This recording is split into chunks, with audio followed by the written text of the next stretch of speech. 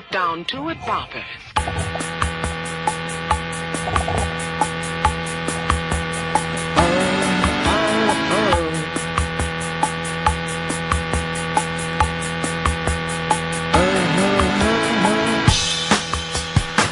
Oh, buddies, it's the Ron Fez show on a weekday. See, a nice little opening like that. It gives everything a little more energy. It's just not going from nothing to something. Started off the show today with a little Beach Boys because we're going to have Brian Wilson on the show a little later on today. Brian Wilson. Fez, I know you're not a big music guy, but I know you've heard of the Beach Boys. Yes, I have. Did you know that Brian was always the singer and kind of creative force, the songwriter and creative force behind the band? I didn't realize that, no. Who did you think was? Maybe one of the other Beach Boys. And one of the other Beach Boys instead. You know, I think you're going to like Brian Wilson because you and Brian Wilson have a lot in common in terms of every day is a struggle. And yet you're both battling. You're both fighting back. I like to start something called Ronnie's Kids and have you as, the main kid. Mm-hmm. Although I can't imagine anyone giving money for that since they just go, just change. You just yell at, just change at you. So, oddly enough, and it's a rare occurrence, Brian Wilson with his new CD, which is, well, it's not very Beach Boysy. I'll just put it that way, Fez. It's not very Beach Boysy. All right, we'll get the phone lines opened up for the Ichiban. For the Ichiban there. By the way, the Brian Wilson album, it's Brian Wilson reimagines Gershwin, where he takes George Gershwin songs, and you got a picture like this. If Gershwin was growing up in California in the early 60s and had brothers to harmonize with, this is what the Gershwin songs would sound like. So you're like, yeah, okay. We'll do that. But, oddest thing in the world, Mikey Boy just sent this a few minutes ago. Paste Magazine did Greatest Living Songwriters. Brian Wilson, number 6. Number 6. Here is Todd. Todd and Panic in Detroit. You're on the Ron and Fez show. Hey, Ron and Fez. Yeah. Ronnie, wasn't Brian Wilson's dad the driving force behind the Beach Boys? Brian Wilson's dad, not a very nice man. If you ever read any of the books or saw the movie. Here's the thing. He, well, you know what? That's another reason why he reminds me of you, Fez. He was afraid of a parent. His dad was kind of a failed musician and songwriter. So he decided at a very early age, my kids are going to live my dreams. And he would, light them up if they didn't practice. And he smacked Brian in the side of the head, gave him a nice ear pop one time, and cost him the hearing in one ear. So now you have this musical genius, the guy that basically started... there's a lot of people who actually say he started the album. You know what I mean? Like, before that, it was just a collection of singles, put on a bigger record. But after Pet Sounds, it was kind of like the album was born, and that's the reason why, the Beatles came back with Sgt. Pepper. And there's not any kind of greatest albums of all time list, Fez. Mm-hmm. I know all this stuff is a struggle for you. But there's not one that, Sgt. Pepper is number one, and Pet Sounds or number 2, or flip the script there. It's just, that's the Rolling Stone angle of it, but throughout, every time they make up these lists, and by the way, every list you ever see annoys you. I just got this list from Mikey Boy. I started reading it, and I got furious because Paul Simon was down so low. And again, does it fucking matter? No, it's someone else's list. I could make up a list and make strangers furious. Like, this is bullshit. Where's Ozzy? There's no reason to get mad at lists, and yet we do. Let's start our list radio show. I will. It'll just be constant list. 866 Ron Zero Fez, 866 Ron Zero Fez. It is the Ron and Fez show. Coming up in just a couple minutes, we'll have Brian Wilson of the Beach Boys, formerly of the Beach Boys, the creative force behind the Beach Boys, as he does his new album, Gershwin. It's basically Brian Wilson reimagines Gershwin. And the deal there is, like, everybody loved Gershwin. Are you familiar with any of his work, Fez? Not familiar with Gershwin. Great American songwriter, from old school, pre-rock and roll days, 30s, 40s. But the problem with Gershwin's music is that he never had any guys in Hawaiian shirts harmonizing. That needs to be looked at. You need to lay that down.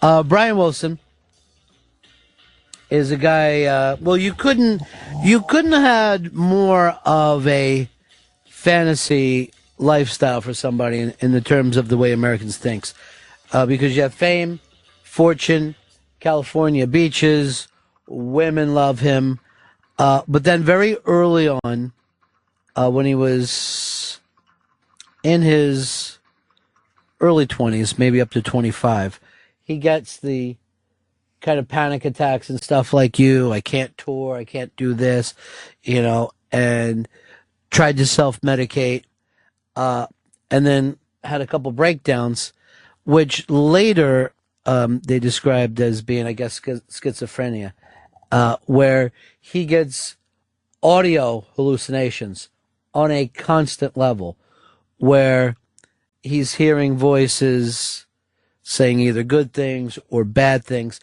And the way it is, it's not like the voice like you hear your thoughts in your head, Fez.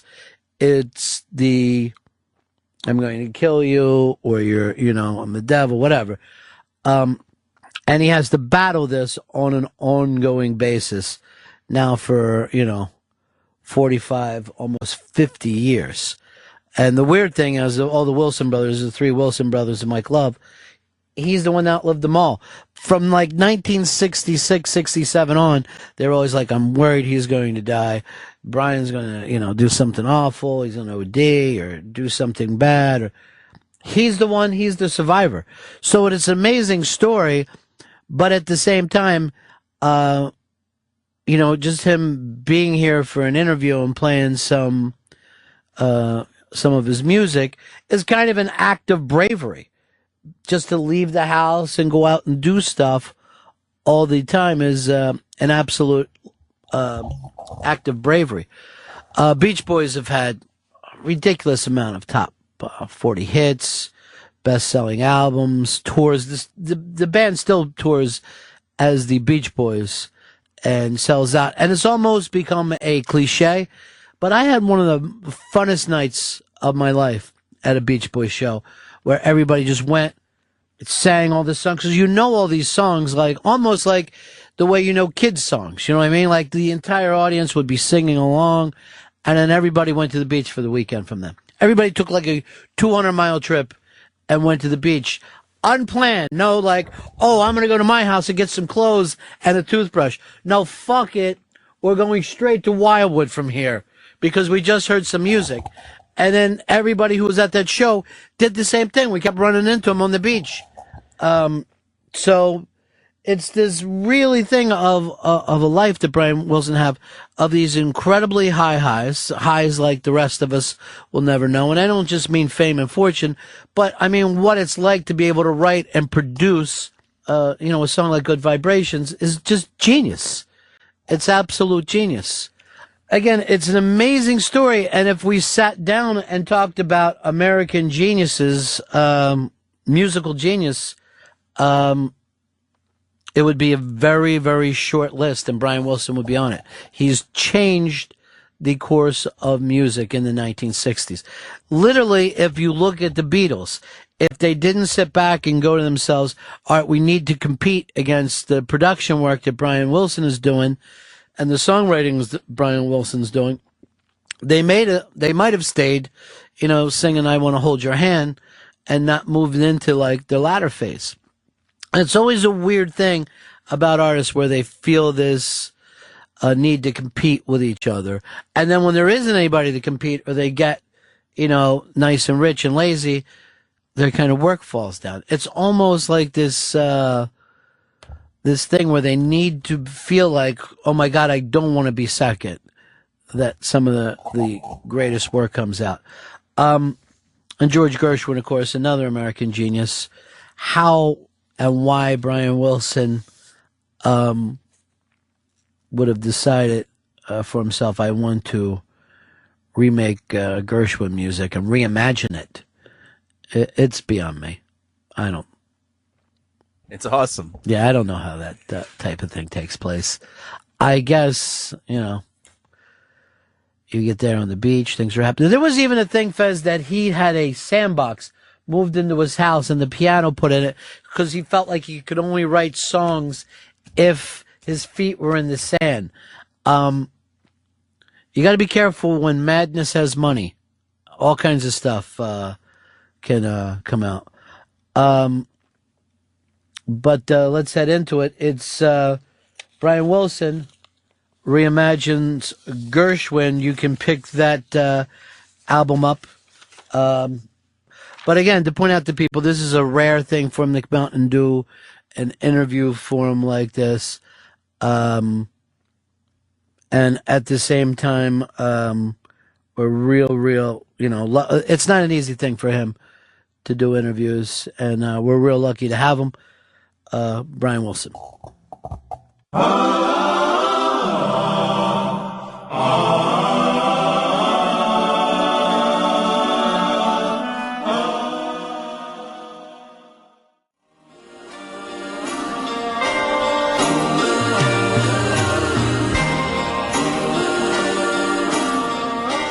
The great Brian Wilson in studio with us. And what a surprise, I would think, concept album. Brian Wilson reimagines Gershwin. How did this all come about, Brian? Well, the Disney people came to us about a long time ago and said, would you be interested in doing an album called Wilson Sings Gershwin?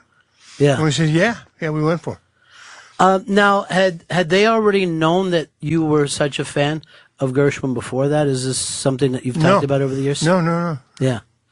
And Gershwin, for you, was one of some of the earliest music that you remember.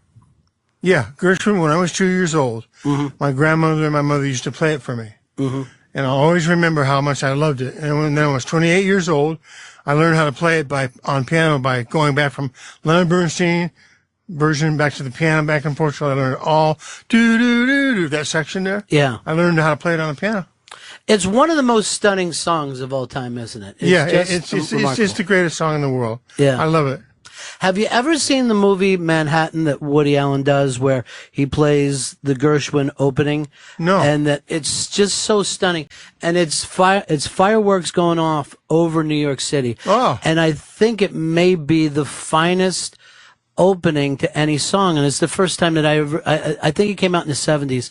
And when I saw it, it's a song that connects to the people in New York City very, very, very much now because of that opening. But isn't it strange that you can remember a musical memory at 2 years old like that? Do you have a lot of those type of things? Absolutely. Because it was that great a piece of music. Yeah.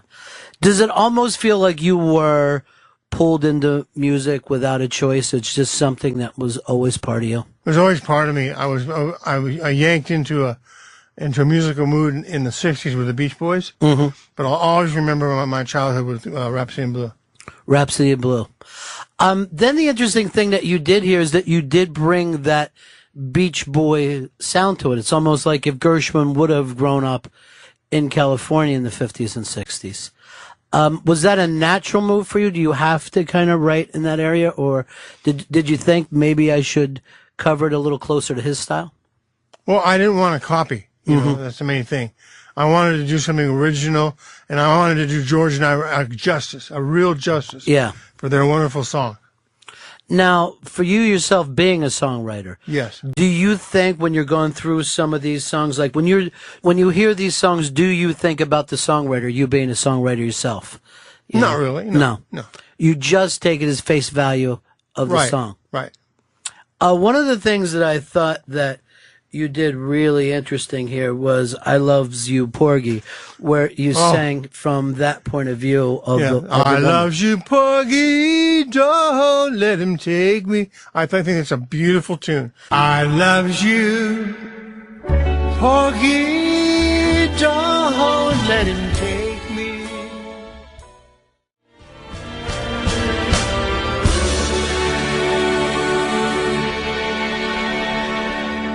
It's a stunning song, isn't it? It's just absolutely.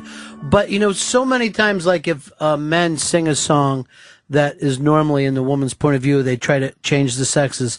You didn't feel that was necessary here? No, not really, no, because it was an entire congruous whole piece of music. Mm-hmm. It is an absolutely gorgeous song. Some of the songs on here weren't completed pieces that you kind of came in and those, completed. you mean the 104. Yeah. They gave us 104 uncompleted piano songs by George himself. Yeah. So I actually worked with George Gershwin, is what it comes down to. Is that just stunning? It was such a mind bender I couldn't start crying.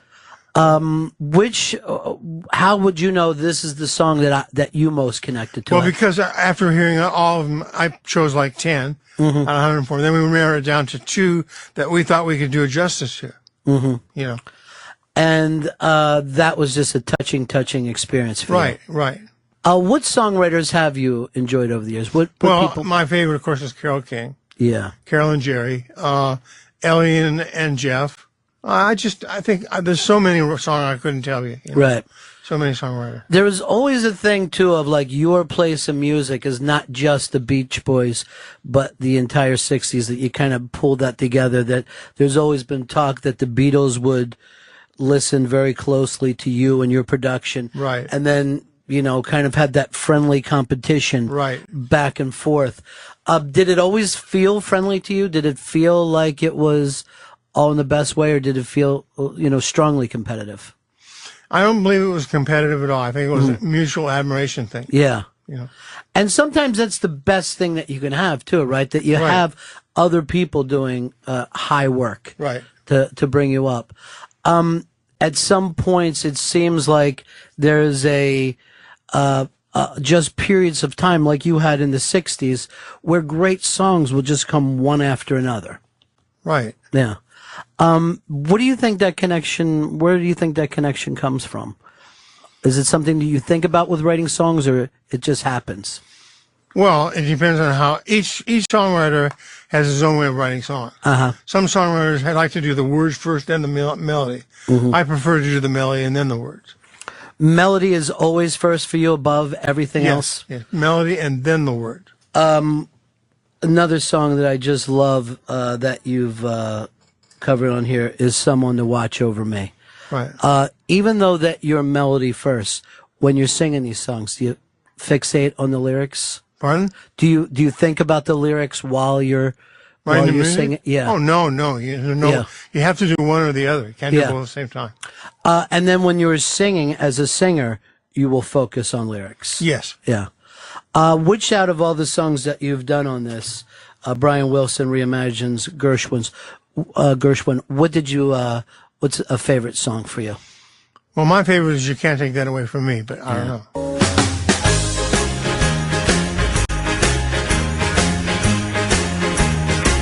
The way you wear your hat, the way you wear your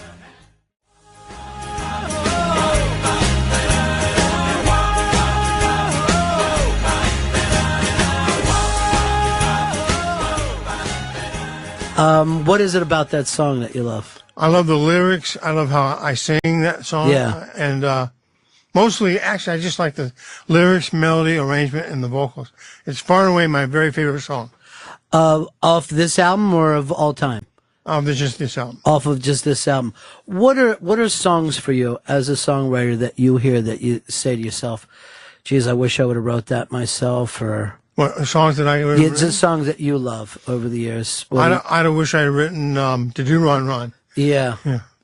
That was also, and that was kind of that era right before the Beach Boys broke, right? Right. So that had to be odd to you that you hear the Phil Spector type wall of sound that covered the radio. Did you have any idea that within a year or so, the Brian Wilson songs would be played on the radio the same way? I had no notion. Yeah. I wouldn't have guessed. Wouldn't have guessed at all. What was that like, that first experience when you finally hear the Beach Boys? One of our songs on the radio? Yeah. Oh, it's a thrill beyond words. Is that right? It's something I can't describe. And today, does it still have that feel? I mean, you can't go anywhere in the world without hearing Beach Boys songs. They just don't go away. That's right. So is it still a thrill for you? Is it still something that's exciting? Well, you know what? It's a thrill, but there's an ill air of paranoia. You know what I mean? Uh-huh. It's like I can't go anywhere without someone saying, "Hey, can I have your autograph?" You know, which I say, "Where are you from? What's going on here?" You know? Right. So wherever you go in the world, you're known. And Right. it's been like that for most of your life. Right. I can't tell you, Brian, how well people think about you. And I know a lot of it has to do with the music, but it's also the way that you've lived your life, the fact that you're a fighter and a survivor. I'm not sure if you know, just different people I've had on this show before will just say such kind things about you. Oh, well, thank them if you see them. Tell them I said thank you very much. It is an absolute truism that people feel that way. Let's go over some of these other songs, and a song here like "It Ain't Necessarily So." Where was that song for you? How did that one pop out for you?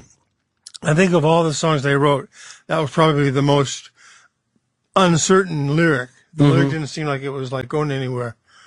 Like David was small, but David was small, but oh my. You know, just Moses was found in the stream. I mean, that doesn't sound like George Gershwin. You know, that's the only song that I've heard them do that I didn't like. And that's something that you wanted to play with a little bit and have some fun with it. Do you have Beach Boys songs that are the same way that you go back and listen to and think, man, what were we thinking at that time, or where did that come from? Songs that you maybe don't even feel that connected to anymore? Well, I feel connected, but I feel disconnected because the industry has died. I mean, industry, and it's very hard to come by a melody. It's very hard to get a melody because you go, for what, for who, where, why? You know? Yeah.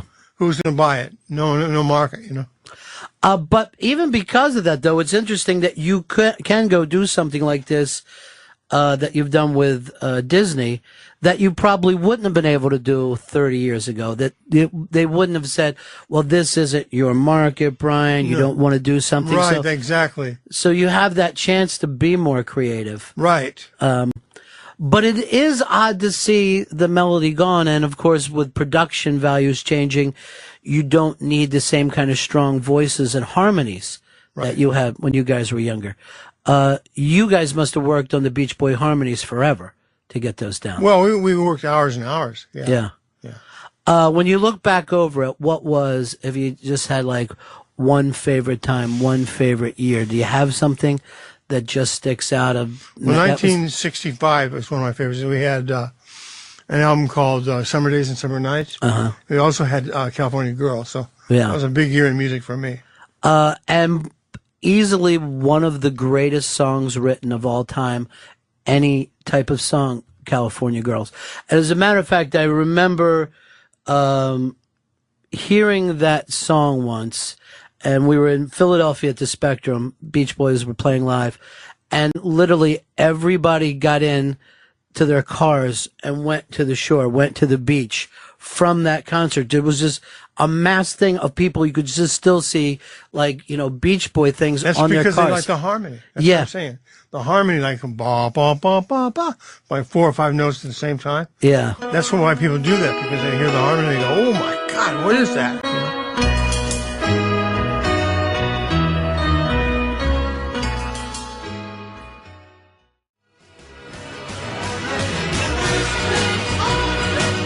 So did it always feel like a secret that you were unlatching every single time when you would find that perfect harmony?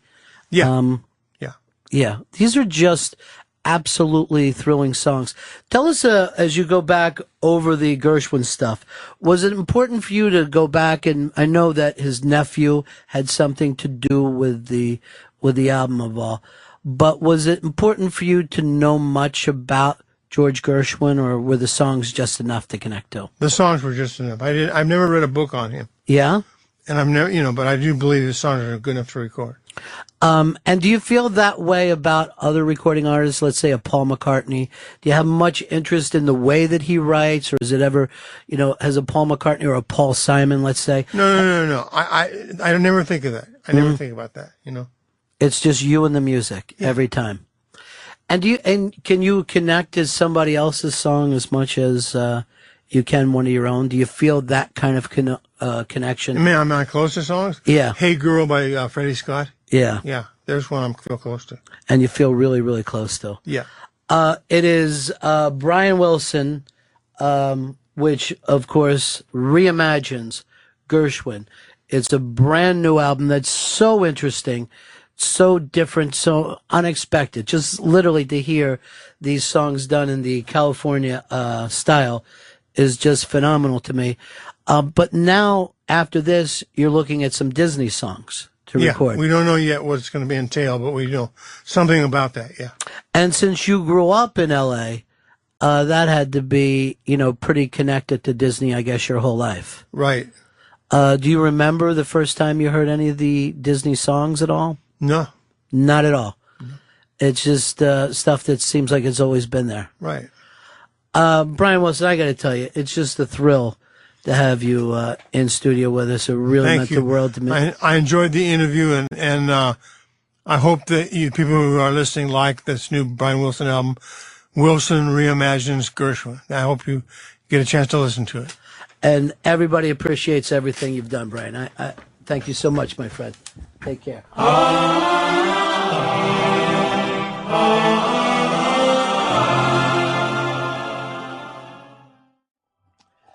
Brian Wilson reimagines Gershwin.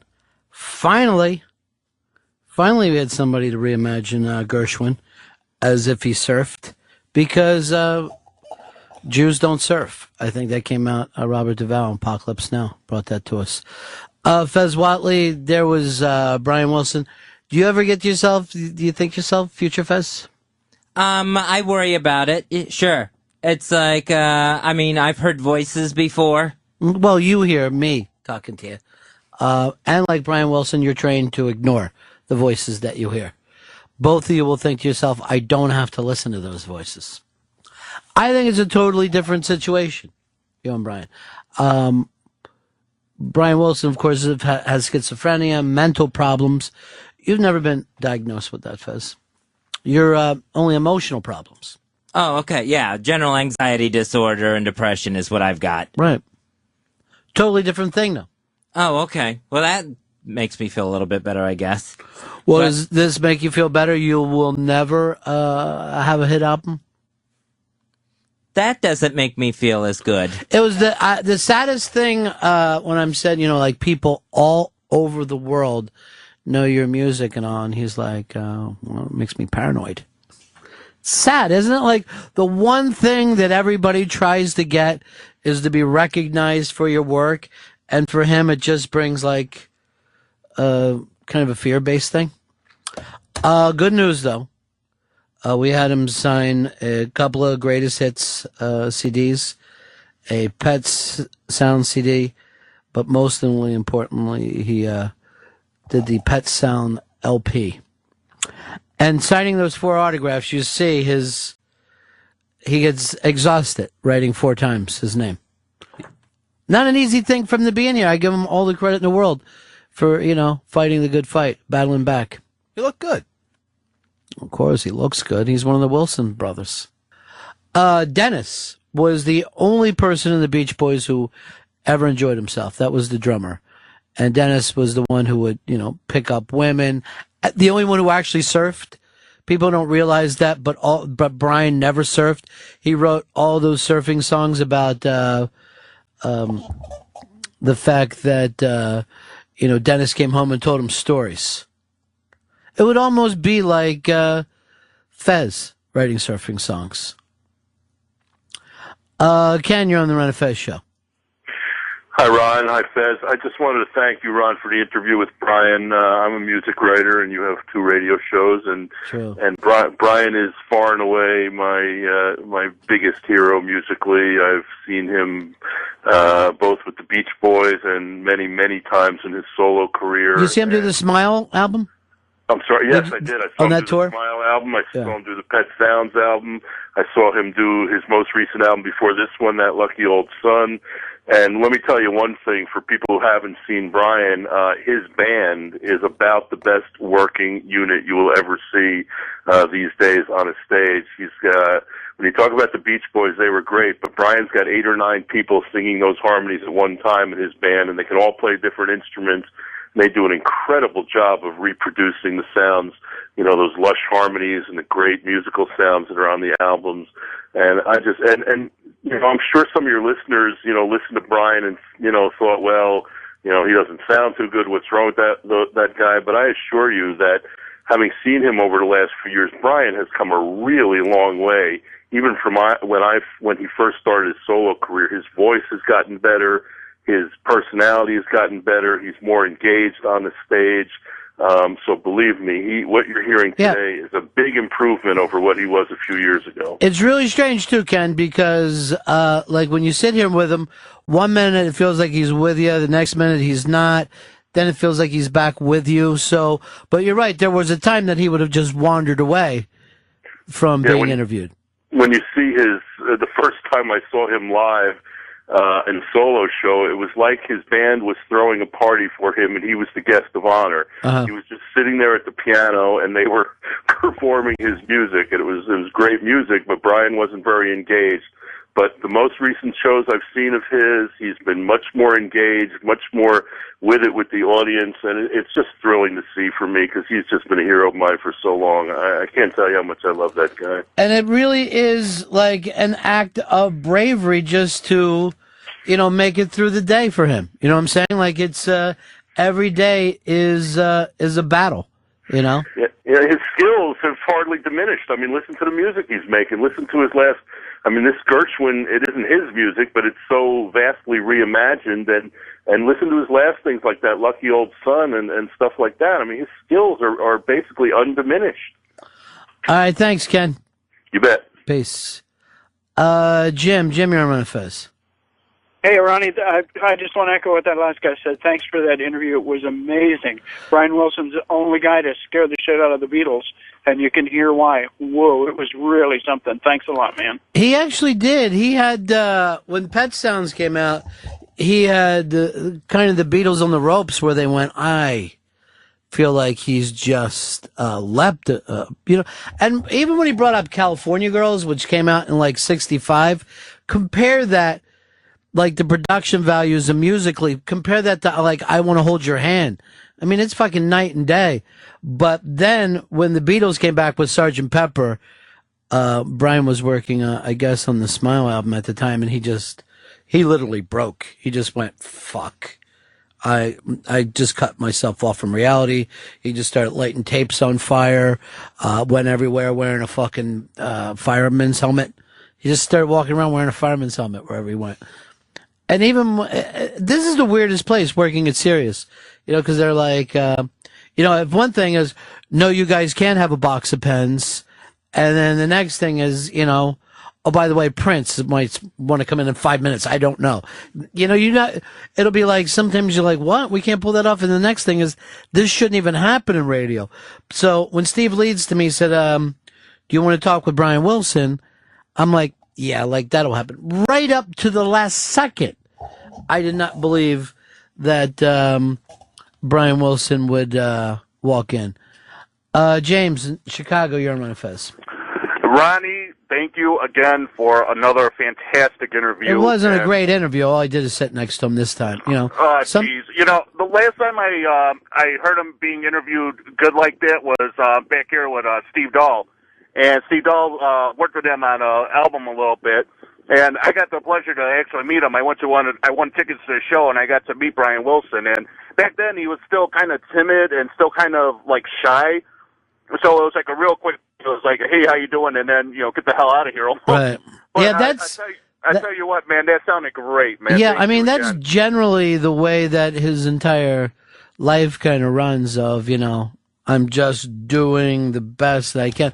And I'm wondering why he even puts that much into it. He has the money. You'd think it would be easy enough just to say, I'm just going to go in my room and stay there, and that'll be it. But even like with his kids and his grandkids, he just can't connect. Dan, Knoxville, you're on Run Fez. Hey, Ron. Yeah. Hey, great interview, man. I was hoping. Hey, I was just going to say, I remember when the Beatles came out, when they were asked what one of their favorite performers was, and it wasn't really competition as much as they said that the Pet Sounds was probably the most brilliantly orchestrated album they've ever heard. I think it was more admiration. Yeah. Yeah, I mean, it was just a quantum leap at the time. And then those guys sat down with George Martin and they were like, okay, this is what we want to do. We just, forget the singles.